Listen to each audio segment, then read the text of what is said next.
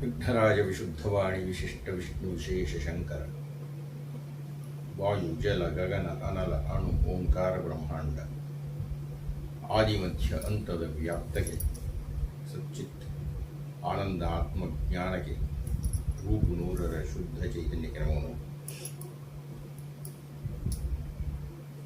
ಆತ್ಮೀಯ ಮಲ್ಲೇಶ್ವರಂ ಬ್ರಾಹ್ಮಣ ಸಭಾ ಟ್ರಸ್ಟ್ನ ವತಿಯಿಂದ ಏರ್ಪಡಿಸ್ತಾ ಇರತಕ್ಕಂತಹ ಶಂಕರ ಜಯಂತಿಯ ಉತ್ಸವಕ್ಕೆ ಉತ್ಸುಕರಾಗಿ ಆಗಮಿಸಲಿರತಕ್ಕ ತಮಗೆ ಸ್ವಾಗತ, ನಮಸ್ಕಾರ. ಎಷ್ಟು ಜನ ವೈಚಾರಿಕರಿಲ್ಲ, ಎಷ್ಟು ಜನ ಚಿಂತಕರಿಲ್ಲ, ಎಷ್ಟು ಜನ ತಾತ್ವಿಕರಿಲ್ಲ. ಆದರೆ ಎಲ್ಲರನ್ನೂ ಬಿಟ್ಟು ಶ್ರೀ ಶ್ರೀ ಶಂಕರ ಭಗವತ್ಪಾದಾಚಾರ್ಯರನ್ನೇ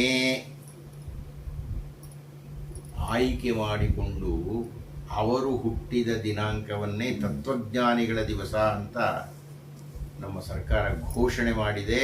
ಬರೀ ಘೋಷಣೆ ಮಾಡಿದ ಅಷ್ಟೇ ಅಲ್ಲ, ಆ ದಿವಸ ತತ್ವಜ್ಞಾನಿಗಳ ಆಚರಣೆಯನ್ನು ಭಗವತ್ಪಾದರ ಹೆಸರಿನಲ್ಲಿ ಮಾಡುತ್ತೆ. ಯಾಕೆಂದರೆ ಏನು ಸಂದೇಹವಿಲ್ಲದೆ ಹೇಳ್ಬೋದಲ್ರಿ, ಅವರು ಅಂತಹ ಶ್ರೇಷ್ಠರು, ಅವರು ಅಂತಹ ಮಹಾತ್ಮರು, ಅವರು ಅಂತಹ ಮೂರ್ಧನ್ಯ ಸ್ಥಾನದಲ್ಲಿ ಇರತಕ್ಕವರು. ಅಂತಹ ಮಹಾನುಭಾವರ ಜಯಂತಿಯನ್ನು ಎಂದಿನಂತೆ ನಮ್ಮ ಮಲ್ಲೇಶ್ವರಂ ಬ್ರಾಹ್ಮಣ ಸಭಾ ಟ್ರಸ್ಟ್ ಕೂಡ ಈ ವರ್ಷ ಈ ತಿಂಗಳ 25ನೇ ತಾರೀಕು ಆಚರಿಸ್ತಾ ಇದೆ.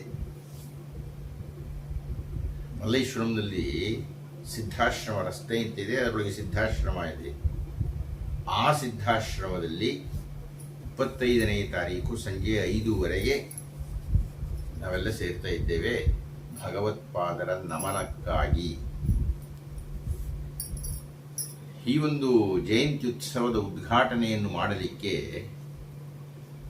ವಿಶೇಷ ವ್ಯಕ್ತಿಯೊಬ್ಬರು ಆಗಮಿಸ್ತಾ ಇದ್ದಾರೆ. ಸನ್ಮಾನ್ಯ ಶ್ರೀನಿವಾಸ ಹರೀಶ್ ಕುಮಾರ್ ಅನ್ನುವರು. ಅವರ ಹೆಸರಿನಲ್ಲಿ ಒಂದು ರಹಸ್ಯ ಇದೆ.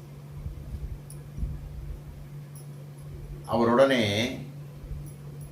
ಮುಖ್ಯ ಆಮಂತ್ರಿತರಾಗಿ ಒಂದು 4 ಮಂದಿ ಬರ್ತಾ ಇದ್ದಾರೆ. ಸನ್ಮಾನ್ಯ ನರಸಿಂಹನ್ನವರು, ಅವರು ಮೆಲುನಗೆಯ ಮಾಜಿ ನ್ಯಾಯಾಧೀಶರು. ಏಕೈಕ ರಾಜಗುರುಗಳು ಅಂತ ಇರತಕ್ಕಂಥವರು, ಪ್ರಸಿದ್ಧ ಜ್ಯೋತಿಷಿಗಳಾಗಿರ್ತಕ್ಕಂಥವರು ದ್ವಾರಕಾನಾಥ್. ಅಖಿಲ ಕರ್ನಾಟಕ ಬ್ರಾಹ್ಮಣ ಸಮಾಜದ ಕರ್ನಾಟಕ ರಾಜ್ಯದ ರಾಜ್ಯಾಧ್ಯಕ್ಷರಾಗಿರತಕ್ಕಂತಹ ರಘುನಾಥ್ ಅವರು. ಇವರ ಜೊತೆಗೆ ರಾಜಕೀಯ ಮಹತ್ವಾಕಾಂಕ್ಷಿಯಾಗಿರತಕ್ಕ ಶ್ರೀಮತಿ ಶಿಲ್ಪಾ ಜತ್ತಿಯವರು. ಇವರೆಲ್ಲ ವಿಶೇಷ ಆಮಂತ್ರಿತರಾಗಿ ಬರ್ತಾ ಇದ್ದಾರೆ. ಇದು ಮಹಿಳಾ ವರ್ಷವಾದ್ದರಿಂದ 5 ಜನ ಮಹಿಳೆಯರನ್ನು ನಾವು ಸನ್ಮಾನಿಸಬೇಕು ಅಂತ ನಮ್ಮ ಟ್ರಸ್ಟ್ನಲ್ಲಿ ತೀರ್ಮಾನಿಸಿದ್ದೇವೆ. ನಮ್ಮ ಪ್ರಾರ್ಥನೆಗೆ ಓಗೊಟ್ಟು ಅತ್ಯಂತ ಶ್ರೇಷ್ಠವಾದ ನ್ಯಾಯದಾನವನ್ನು ಮಾಡಿದಂತಹ ನಿವೃತ್ತ ನ್ಯಾಯಮೂರ್ತಿ ಶ್ರೀಮತಿ ಪ್ರಭಾವತಿ ಹಿರೇಮಠ್ ಅವರು, ಒಂದು ಕೈನಲ್ಲಿ ರಾಜಕೀಯವನ್ನು ಮತ್ತೊಂದು ಕೈನಲ್ಲಿ ಚಲನಚಿತ್ರದ ಶಕ್ತಿಯನ್ನು ಹೊಂದಿರತಕ್ಕಂತಹ ರೂಪಾ ಅಯ್ಯರ್ರವರು, ಕಮಕ ಸಾಮ್ರಾಜ್ಯದಲ್ಲಿ ಸಿಂಹಿಣಿಯಂತೆ ಗರ್ಜನೆ ಮಾಡತಕ್ಕಂತಹ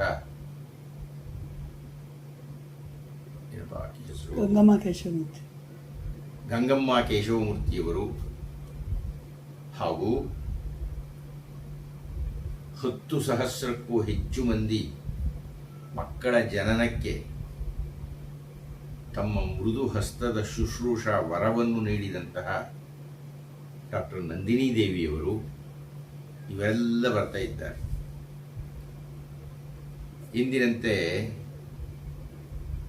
ನಮ್ಮ ಚಿಗರೆಯ ನಡಿಗೆಯ ಕೌಶಿಕ್ ಅವರು ಹಾಗೂ ಹಸನ್ಮುಖದ ಉತ್ಸಾಹಿ ಶ್ರೀವಲ್ಲಭ ಅವರು ನಿಮ್ಮನ್ನು ಸ್ವಾಗತಿಸಲಿಕ್ಕೆ ಕಾಯ್ತಾ ಇದ್ದಾರೆ. ಆದಮೇಲೆ ದಯವಿಟ್ಟು ಬನ್ನಿ, ಮಹಾನುಭಾವರ ಜಯಂತಿಯಲ್ಲಿ ಪಾಲ್ಗೊಳ್ಳೋಣ, ಅವರ ಬಗ್ಗೆ ಚಿಂತನೆಯನ್ನು ಮಾಡೋಣ, ನಮ್ಮೆಲ್ಲರ ವಂದನೆಗಳನ್ನು ಅವರಿಗೆ ಅರ್ಪಣೆ ಮಾಡೋಣ. ನಮ್ಮ ಜೊತೆಗೆ ನೀವಿರ್ತೀರಿ ಅಂತ ನಂಬುತ್ತಾ ಈ ಮಾತುಗಳನ್ನು ಮುಗಿಸ್ತಾ ಇದ್ದೇನೆ. ನಾನು ತಮ್ಮ ನಿರೀಕ್ಷೆಯಲ್ಲಿರ್ತೀನಿ. ನಮಸ್ಕಾರ.